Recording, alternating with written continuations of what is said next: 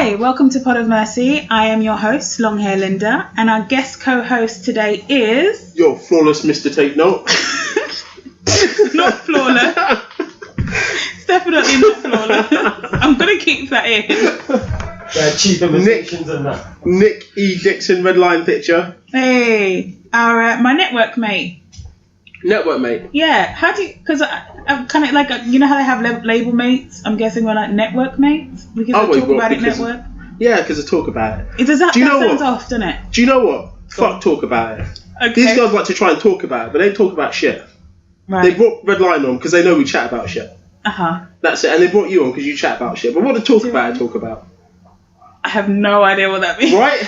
Exactly. No, shouts to Talk About It Network all the time. Shouts to Sarcasm City as well, man.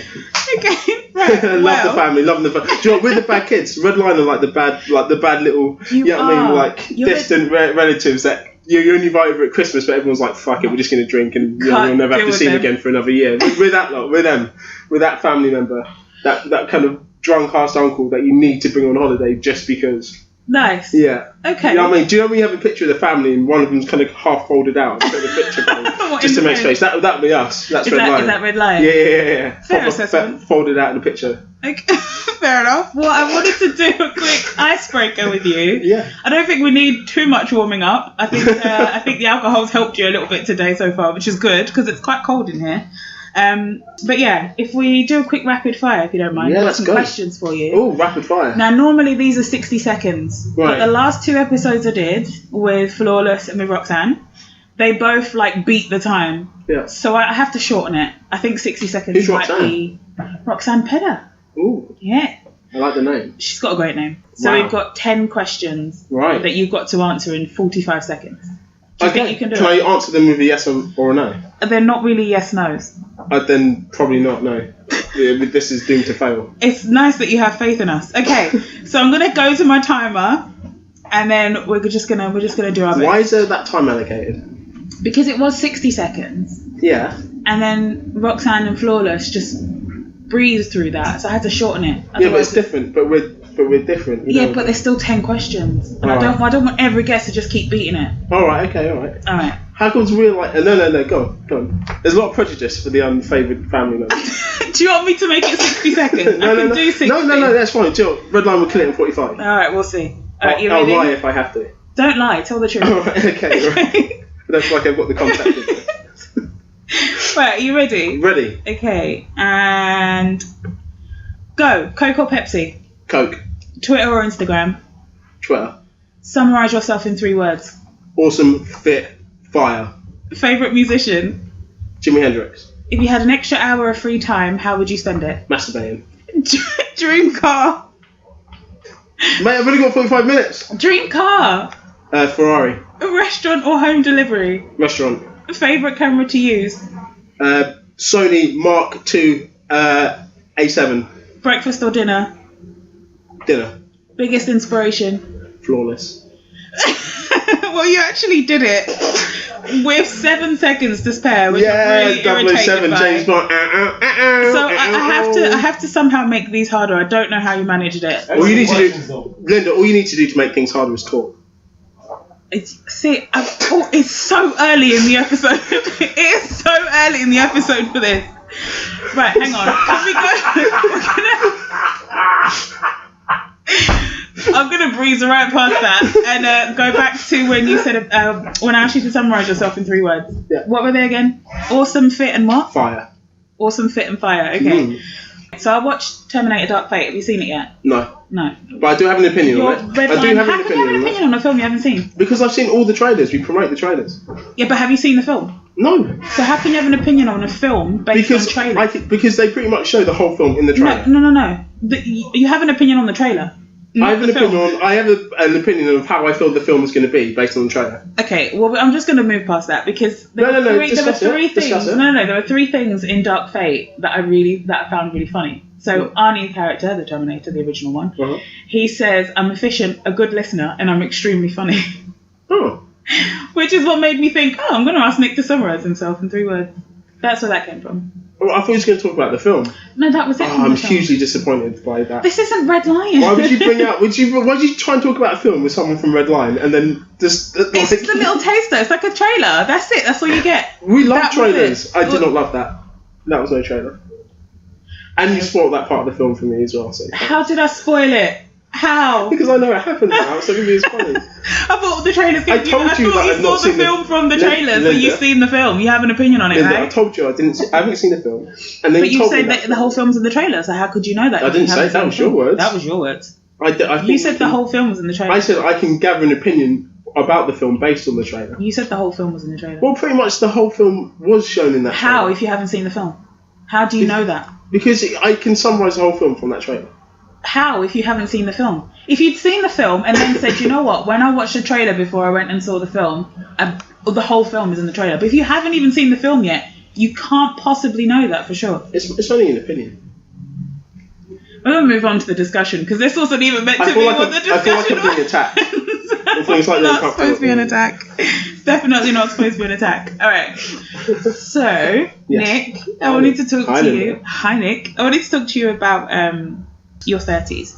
Right. And just to get your kind of opinion and feelings on how you're doing because you're early 30s, obviously. So, how you kind of viewed your 30s when you were younger, etc. Just kind of chat about that, because I've been thinking about it a lot recently. Sure. So I'm 32, right? And I keep feeling very different about random things, even though I still feel like super immature. I feel like I can feel the difference in the 30s, if that makes sense. So I wanted to speak to a fellow early 30 person. You're looking at ladies in another way. Okay. How differently do you feel?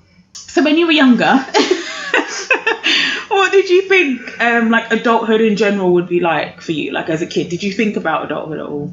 Linda, I'm going to tell you the truth. I'm surprised I lived this long. Okay. With the amount of booze and shit that I've done in my life, like 30s for me was just death, wasn't it? Like is that what you thought as a kid? As a teenager, I thought by the time I'm 30, I'll be in the ground. It's really? Yeah. That's what you thought? I was smoking when I was young. I was drinking hard. You know. So you thought like in your 30s that'd be it? Well, to an extent, you know what I mean? I just probably didn't think about that stage, but I thought, yeah, do you know what? I'll probably go in some kind of, I don't know, skydiving accident when I'm in my mid-20s. And were you like a daredevil or something? Yeah, I used to enjoy skating and surfing. So that's when you were a teenager. What about when you were like, I'm talking like pre-10 years old kind of thing? Did you ever think about what adulthood would look like for you? No, I'd just be playing on my PlayStation all day. Fair. Okay, I thought about it like kind of. Yeah. I kind of What did you think it would be like? Well, I didn't have like a set picture. I just had like an overall vague kind of, I'm going to have my dream career, my dream family setting, and I'm going to be wealthy. That's all I thought. I didn't think about specifics. I didn't think about like what that career could be. I had so many different things that I enjoyed doing. So like before I was a teenager, I never actually thought in specifics. I just thought the bigger picture would be. But did you think specifically these things by the time you were 30? It was kind of more adulthood.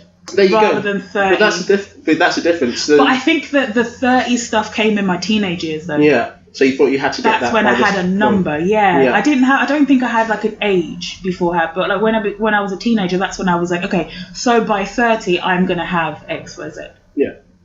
And you just thought, I'm going to be an absolute daredevil and something's going to happen. When I was a teenager, I mean, most of it's a blur. I don't remember my being 18 at all. Like, wow. Like from 17 to turning 18 to kind of maybe about 19, 20. It's just a big blur. I don't know like what day was like what or what I did in what specific time. I remember doing a lot of like college stuff and, you know, a lot of the film work that I got into in that. I remember these specific key things. When I was 17, I worked with Jamiroquai. And nice. So yes, I did a video shoot with him, music video, which was awesome. And I thought, this is what I'm going to do. And that's kind of the sector that I kind of put myself in. So, if anything, I'm kind of doing what I thought I was going to do anyway. That's really cool, though. That's a good thing to think about something as early as you thought about it, which was for you in your kind of teenage years. And you achieving it. Well, yeah, pretty much, yeah. Which is awesome. It was weird because I went off the rails a little bit. I was like, I did my GMBQ and A-levels in health and social, which I passed. And then afterwards, I went into like performing arts because I wanted to be a film director. Okay. And I thought the best way of getting an angle of directing actors is to kind of understand where they come from. So to get my national diploma in performing arts, which I did at Kingston College. So I did that, and then straight off the back, my aunt's boyfriend he does like prop delivery and stuff like that. So he had a job for me, and it was a BBC Three production. I can't remember what it was called, but it was like a comedy production that I was working on for the first time, and it was terrible. It was like a sketch show, but it was rubbish. So I was working in that, and I thought, this is great. This is kind of what I want to do. So, how old were you then, sorry? So it was in college. So I was 17, 18. Okay. Yeah, around that point. And like you said, there's only key moments of my 17, 18 that stick out, and that was one of them. And then my tutor for my final major performance said, okay, what we want you to do is like just do a documentary of what you're doing with these guys with BBC Three. And I was like, okay, fine. So did like like shooting all the actors and just did like a mini video, and then went to the editing core and got the guys to edit it up and stuff like that, and just handed it in. And I managed to qualify for my final major performance months before anyone else did, because he basically said to me, this is where everyone's trying to get to. Yeah. Actors and people in the media industry will never very seldom get to this point. Right. So to keep you here any longer is taking away from experience, and experience is what you need in this sector more than qualification. Right. So any kids listen to this, stay in school. Definitely stay in school. Don't listen to me. But the truth is, no. Experience will overrule it. And do you know when they say it's not about what you know, it's who you know? Who you know. Yeah, in the media industry, it's Absolutely. definitely there. Production industry, it's definitely there. And if you talk to producers, they'll say, what have you worked on? They'll say, what grades have you got? Where'd you go? Where'd you study? They say, what have you worked on? Who have you worked with? Like what directors, what producers have you worked with? And you name a couple of names. So not even asked to look at your work? Or no, they'd ask you. Wow. But they probably know them. Especially if it's the sector that you're working in, specific units. So by saying who you worked with, they'll know. Oh, okay. So they've okay. Yeah, and they'll probably just name drop some people, and then you go, yeah, you probably, it's all units are quite tight packed, so you know who you're working with: runners, producers, first APs, anything. You know who you're working with in that industry, so you just start throwing names out, and a name will click and go, oh yeah, okay, I know that guy. Yeah, we've got this going on in this shoot. Do you fancy being a part of it? And they just literally just get you on board, pretty much. Right. Yeah, it's great. So that's obviously like an incredible experience to have at like 17, 18 when you're in college. What was going, and not to be too deep or anything, but what was going on in your like outside of that, like outside of the things you enjoyed that made you kind of like, because you're saying it's a haze, you can't really remember it, you're smoking and drinking loads. Were you like torn up about anything, or was it just that you were just like, well, I'm young, fuck it? It's pretty much a bit of both, because I was the only one who went on to college out in my kind of group of mates. Yeah. And everyone just kind of went straight into work and that. And it kind of, when I started finding work, these guys decided to look into, their education. So we're looking at colleges and universities. Right. So there was a point where I found myself with like cash and my mates not really with. So I was like, right, let's go out and do this and do that. And they're like, no. And I was like, mate, don't worry, it's on me. Let's go out. Let's get some blitz. And then I got really annoyed about it because my social life was lacking because I wanted to do things that my mates couldn't. So it was a bit topsy-turvy already. So I just got really annoyed with the whole thing, kind of found a new kind of clique of friends and just got absolutely smashed with these guys, and these guys partied hard. So did you. I was very young in that, and to be in that sector as young as I was, it was very, very young. Yeah. So I found myself kind of always socialising with like 20-year-olds and plus, Right. So these guys would always go to pubs and bars, even before I was legally allowed to. We just go into bars and clubs and stuff like that, and we just actually get wasted for the whole time. So that's what I mean. Like and we used to party pretty hard, anyways. My mates and I always used to go to one of my friends' parties. Actually, used to always hold parties at our house and just get trashed there. So we used to just do that all the time. So getting fucked up wasn't like.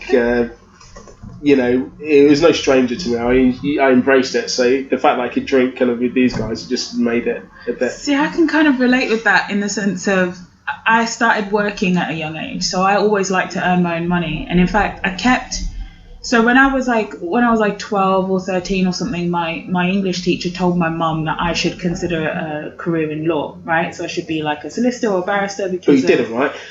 Well, I ended up studying law because I was like, well, that's clearly what I'm supposed to do. Because I've always been the type where I've liked a lot of things and I've been okay at a lot of things. So I just thought, it will come to me at some point. But I've discussed lots of sensitive information with you, so just to drop that fact that you did law would be anything to do with law. Honestly, I'm not any kind of prosecutor, so don't worry. Oh, right, yeah, cool. No, please continue. And prosecution was not what I wanted to get into anyway. If I did get into criminal law, it would definitely be defence. But I kind of was like, okay, well, I'll do what I need to do to study law. So, I'll finish off school and I'll go get my A-levels because it was split back when obviously we were younger. And then I'd, go to uni and do that whole thing. But then as soon as I finished, like once I did my GCSEs, I'm 16 years old. I'd already been working at the summer because I'm one of the younger ones. My birthday's in August. So I was one of the younger ones in my year. So by the time I actually finished school, I was still 15. Yeah. But we all got our little national insurance number card thingies. Yeah. And so I contacted this company who was kind of like an Avon, but it wasn't Avon.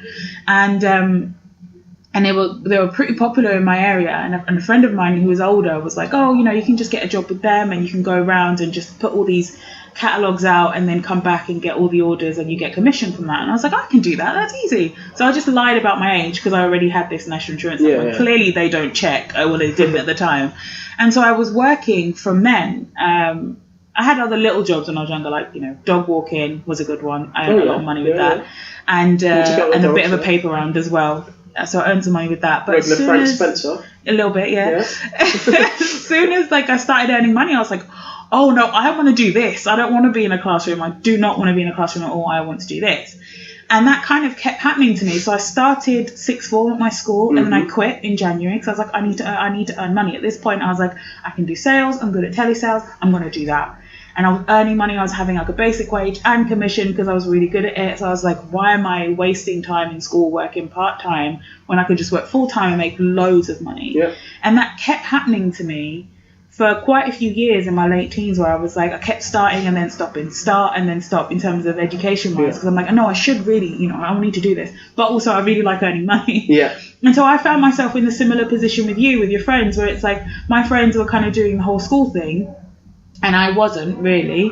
And so I'm like, okay, so now I have money. I want to go out and enjoy myself. Yeah. And they can't because they're like on EMA or whatever. Yeah. Do you remember EMA? Oh, Jesus Christ. Yeah. Like 30 quid every 2 weeks. Yeah, 30 quid, yeah. 30, and so like, they were like, I can't afford to go out all the time. I can barely afford to go out once. And I'm like, right, okay.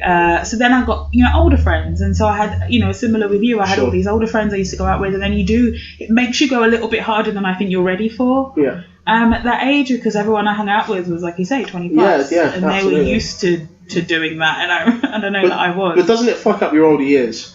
Like, don't you feel like, do you know when you go out like clubbing and that, when you're actually legally allowed to? It's not fun. Yeah, exactly. I remember being 19 and going in a club and just thinking, this is fucking shit. Yeah. Like, going in there and them going, yeah, but you've got ID, and you've been like, yeah.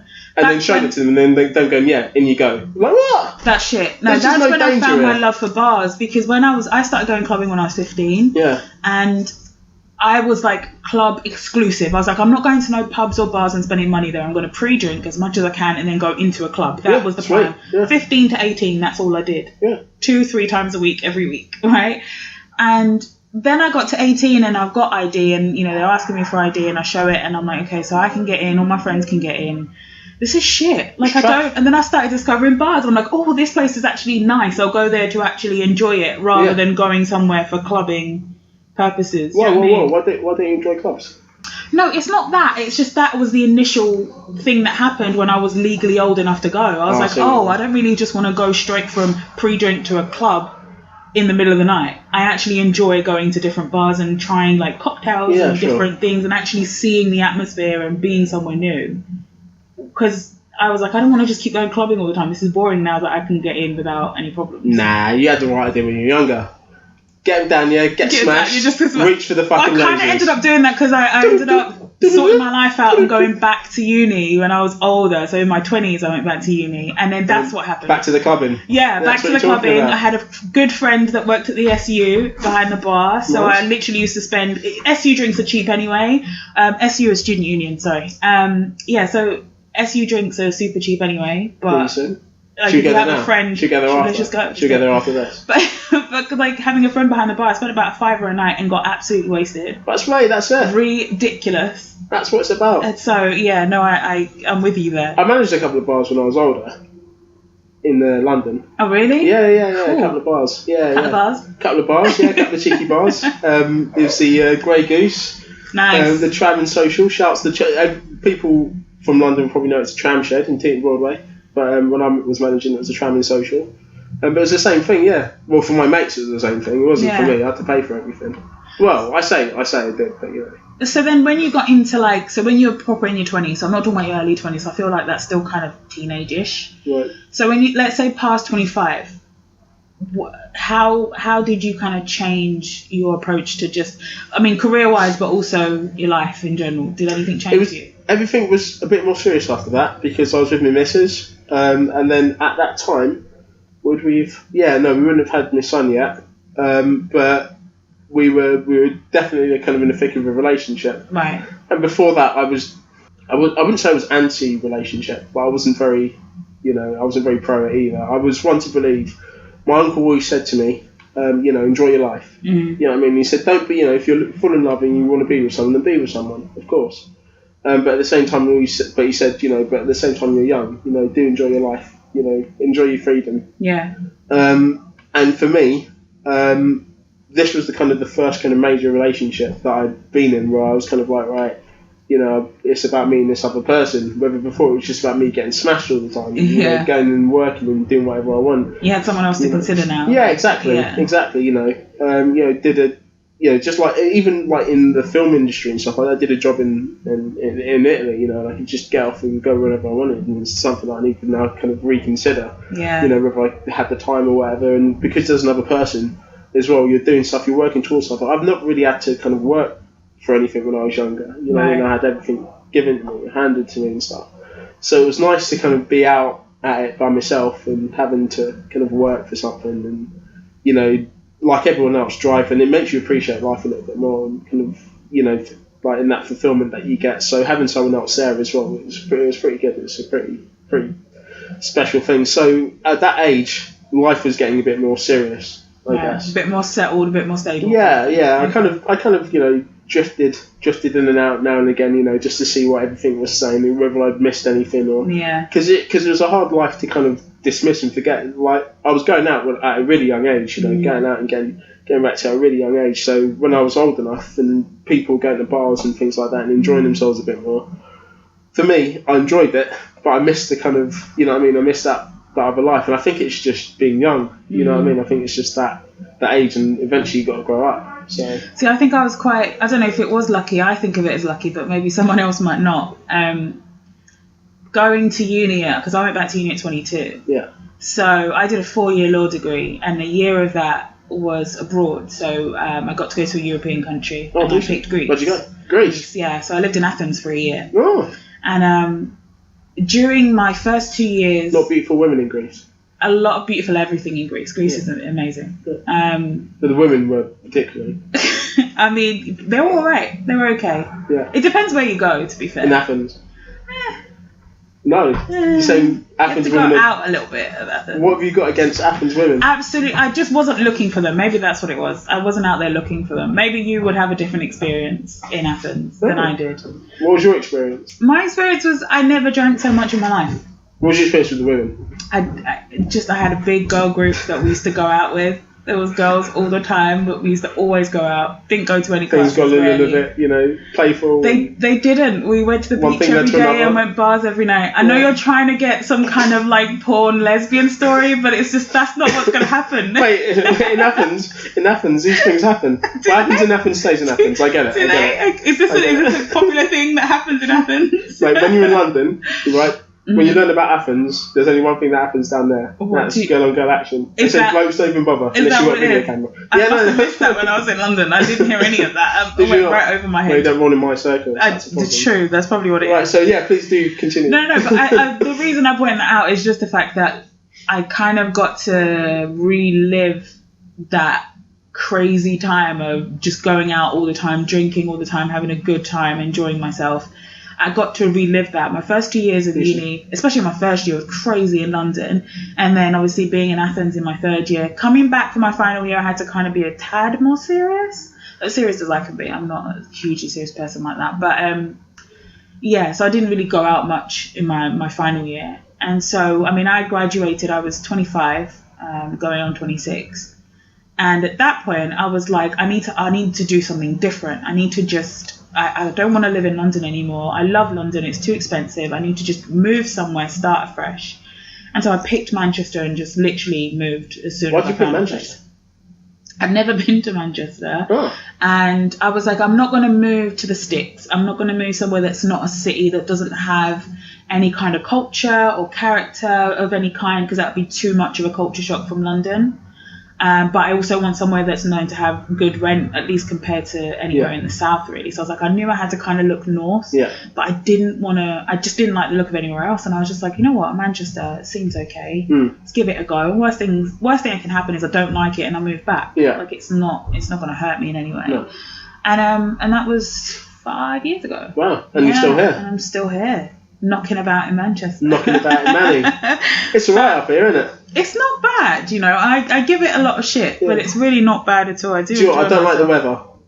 It's a lot more rainy than it is down in London. A lot more rain. I thought that was a myth, but it's not. It's really. Do you know what? I was down in London last week, and I got the train from Manchester, where it was literally torrential. And I could see the different shades in the sky, like to just clear blue and sunshine in London all the way down. When you get on the Virgin train, right? So when you get on the train, there's a point, like it's before you get to Birmingham.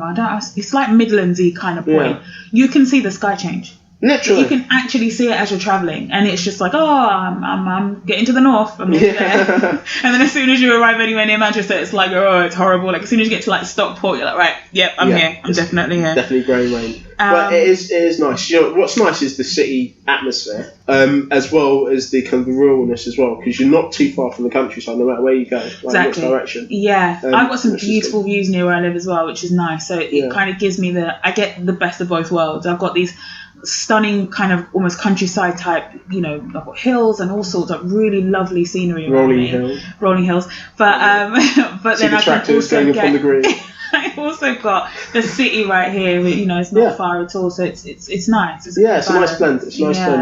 And I think it helped me. I think I've always been super responsible. I've always been grown up in certain ways, right? So I was working from an early age. I was looking after myself from an early age. Not because my mum didn't. She obviously did a great job. But I've never been... My personality type is not to take handouts, even from a person who's supposed to give me handout. I'm a parent, right? So I've always been like, I have to earn my own money because I want to do my own thing and I don't want to have to answer to anybody. And I've always been that way. Yeah. So I grew up in that way from a very young age, but my 20s still felt really chaotic in other ways. Like everything else didn't. Yeah. It wasn't working. It was all weird. But I always had, you know, a job. I always had money. I always had a place to live. You know, those things were always sorted. I was always still figuring things out, aren't you? Still figuring things out. I had I couldn't tell you what my personality type was like. It changed from day to day. Like my thoughts were everywhere, and probably hormones and whatever else going on when you're in your 20s. Yeah. And it felt really chaotic. Living through it felt super chaotic. And looking back at it, it's like, oh no, I did all right. Like, you know, it could have been worse. Yeah, like, chill out, give yourself a break. But I think when I was doing it, it was like, oh, this is bad. But it's about, like, where you are, and I feel like Trisha. It's about where you... I haven't heard her name in ages, sorry. I like to bring back the dead. That's one thing you like to do. Love Trisha as a kid. Bring back the dead. Yeah, bring back Trisha. That's why I said it. Bring back Trisha. Get you kind of feeling nostalgia. That's nice. Let's get you back there for a second. Let's do it. So it's about trying to fit in. That's the thing, especially when you're younger. And one thing that I noticed when I was in college is in secondary school, I'd say, maybe a little bit in primary school, but in secondary school it's about fitting in. I went to a very good primary school. My secondary school was a little bit rougher. So from my primary school, about being like, it's all about doing what the teacher says. Yeah. To kind of secondary school, it's like, no, fuck the teacher. Yeah. You know what I mean? For that, it was a big culture shock for me. So it was quite hard to find a balance. But I spent so much of my life trying to fit in and find who I was. And then in college, especially when I was doing performing arts, it was just like, fuck it, I'm just going to be myself. I'm going to come up high, just turn up high every day, and I'm just going to get strashed. I'm skateboarding into college. Nice. You know what I mean? During, like, in the actual performances, just in the big hall, I remember turning up in my skateboard, flipping it up and just being like, this is me, fuck it. And these guys loved me for it. And eventually, it's just, in life, you just need to be yourself. You have to be yourself. You need to kiss a bit of arse to get to the top. There's no doubt about that. You do. And no matter what you do, you need to, especially unless your peak isn't very high, you need to kiss some ass to get to the top. But apart from that, you need to be yourself in life. In your 20s, you said you're going from stage to stage to stage or whatever. It's because of the jobs, and it's about fitting in where you are in the groups. Well, for me, I think definitely my teenage years was about, I just want to kind of hide. I just want to blend into the crowd. Like, don't pay attention to me. I've always been the tall one, like always been big, and so I just didn't want too much attention on me. But I'm also loud, and like I was also pretty smart in school, so it's inevitable in some ways that that's going to happen. But like, I think in my teenage years it was very much blend into the crowd. Don't try and do too much. But once I was in my 20s, I was like, I hate that people make assumptions about me. And so if you think I'm going to like something, if you stereotype me a certain way, I'm going to go the complete other way. Even if I do like that thing, I'm going to go the complete other way, which makes no sense now that I think about it. So you've been even more lost. I'm now not doing the thing I want to do because you assume I'm going to do it. You stranger that I absolutely do not care about. That was spot on. That was you spot random, on. Right. Yeah, exactly. Joe Blogs. That was absolutely spot on. Yeah, because that you said I was going to do the thing that I would love. Yeah. I'm not going to do it. I'm just not going to do it. And that's kind of how at least definitely in the first part of my 20s, was definitely like, I presume Linda would like a gin and tonic. Fuck you on a pint. I'm not drinking any of that. Yeah, it literally was like that. It sounds ridiculous. That's what I did for so long. And so I think getting into like turning 30 and just being more stable and being like, okay, this is all. I've been in this new city now for a while, and like, everything's fine, nothing's gone wrong. Just do the things that you enjoy. Do you feel settled? I do. I feel settled now. For sure. I feel like a lot more I can breathe.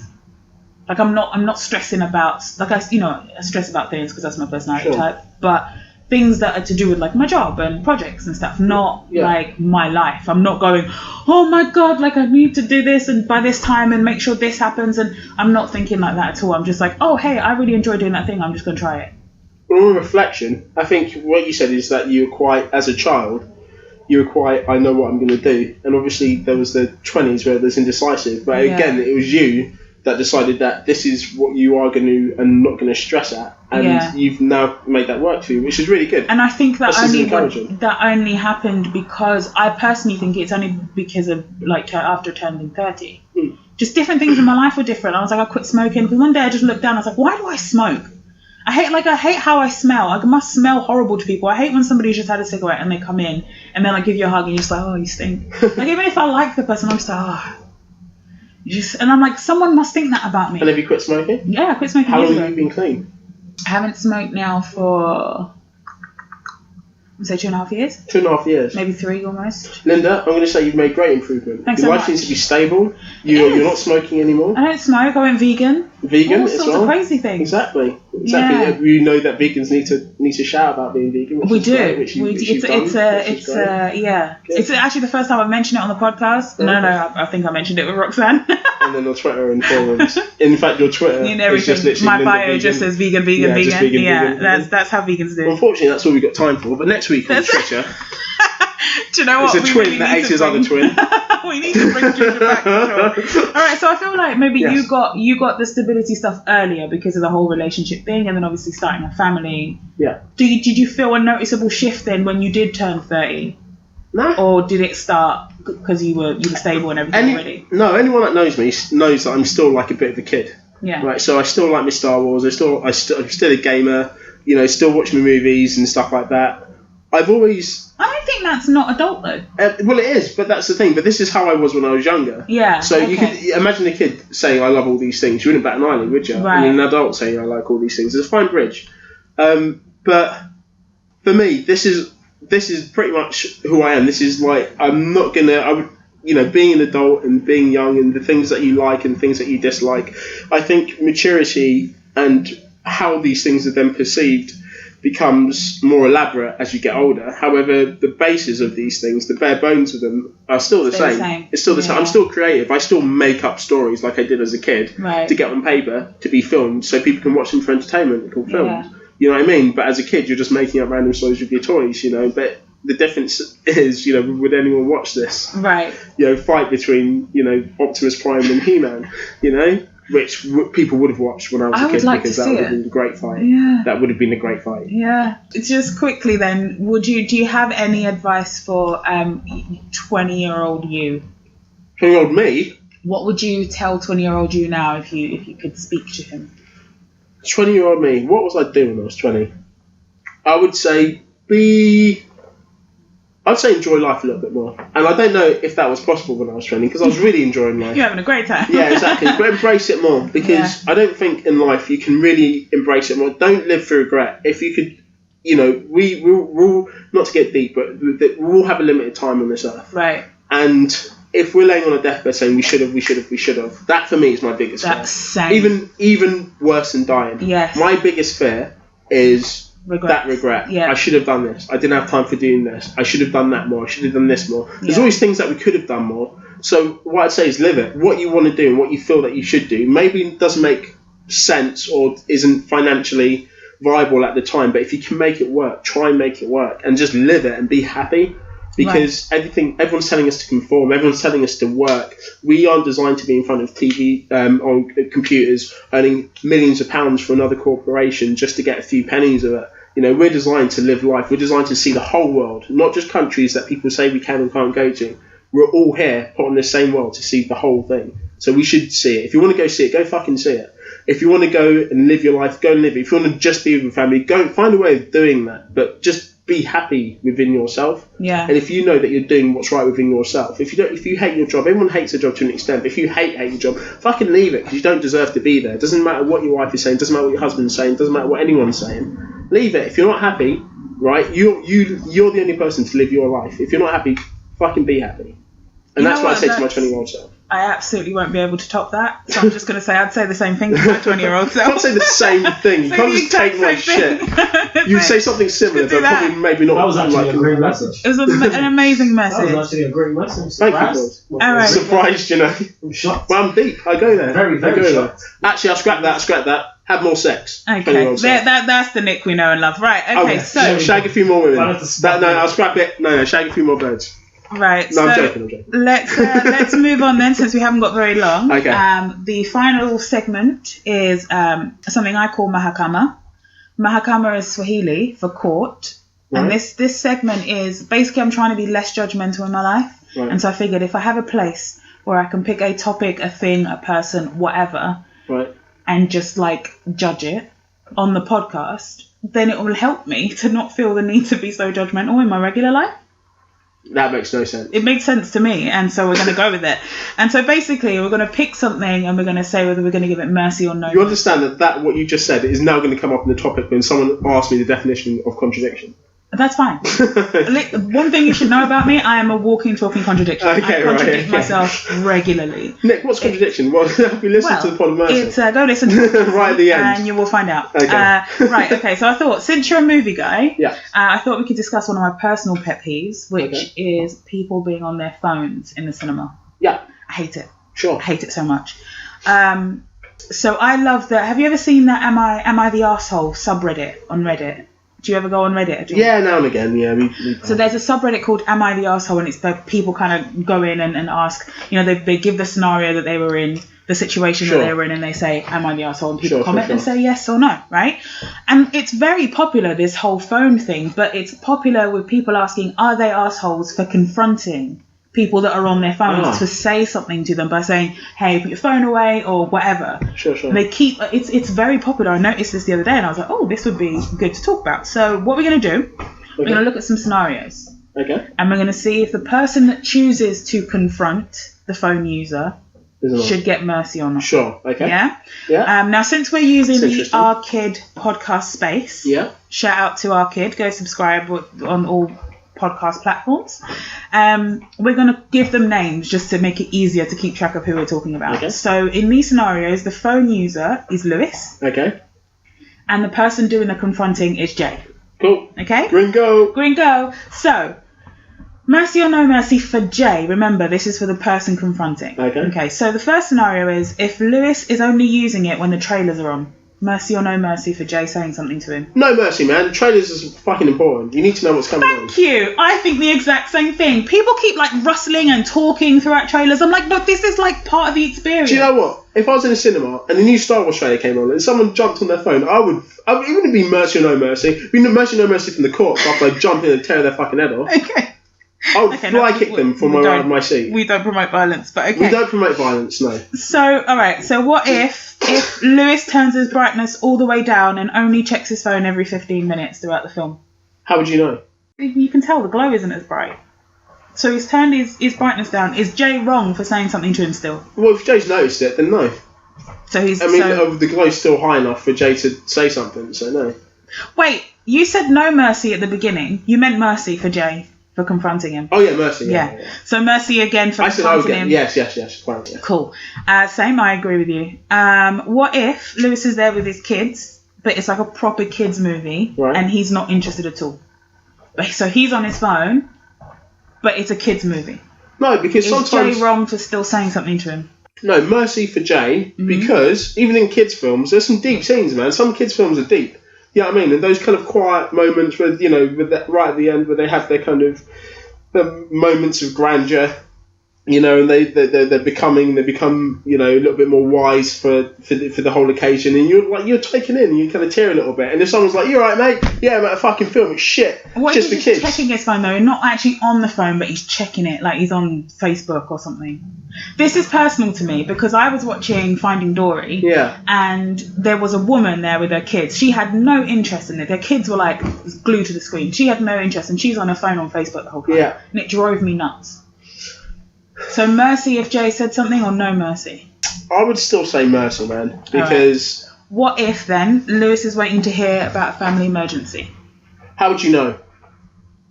So mercy, because you need to confront them to find out. Jay confronted them, and then Lewis said, "You know what? There's a family emergency going on." I'll go, yeah, and you apologise, but you still give him mercy because you need to confront them in the first place. I agree, but also, if you've got a family emergency, like say someone's in the hospital, no. No, but why aren't you there? Why are you in the cinema? Maybe they can't be there. They need to get out of the house. The kids still need to do something, don't they? Fair. Fair enough. You're kind of them, and you're not. You haven't got the oomph to take him to the park. It's raining outside. They need to go somewhere. They need to entertain him. Fair. All right. So what if Jay? Yeah. So the person doing the confronting. What if Jay is having a bad day and was really looking forward to this particular film? Mercy or no mercy for confronting somebody on their phone? Still mercy. It's the same situation regardless of what day you're having. All right. So what if Lewis, the phone user, is live tweeting the movie? Is Jay still okay to confront him? Yes. What about if it's a premiere? What if he's a movie critic and he's taking notes? A movie critic, a established seasoned movie critic would be at a premiere. Premiere, you'd expect to have your phone out. So no mercy. So the premiere is the only place where you think it's allowable to have your phone. Yeah, if he was actually critiquing the film correctly, then he'd do it at like a premiere or a place where he could do it properly. Then yes, if he's doing it at a normal showing, then no, he doesn't deserve to ruin the viewer's pleasure, no. Okay, 2 more scenarios. Okay. So what if Jay has already said something to management about Lewis, but nothing's been done yet? So then he goes and confronts Lewis. Yes. Mercy or no mercy? Mercy. Yeah, okay. Jesus. And the last one, what if Lewis is a teenager? Smack him out. We don't promote violence here. We don't promote violence. And with that, thank Pod you. of No Mercy. Thank you so much for doing this. Thank you. For joining us and guest co-hosting. This has been fun, Linda. This has actually been fun. I would encourage more people to do it. Thanks. I would encourage more people to come on your show. Awesome. If not, just to look into your eyes for a moment. And I'm gonna go ahead and sign off. So thank you so much again to Our Kid Podcast for letting us use their space today. Thank you to Nick Dixon for joining me. Yeah. Shouts to Redline Picture. Shouts to Redline Picture. Shouts to Sarcasm City, all the Sarcasm Citizens. And make sure you follow that shit. Talk About It Network as well. I will see you again, or you will hear me again in 2 weeks. Remember to follow @Pod of Mercy everywhere you get your entertainment from, and I'll catch you soon. Bye. Don't do drugs. Don't do drugs.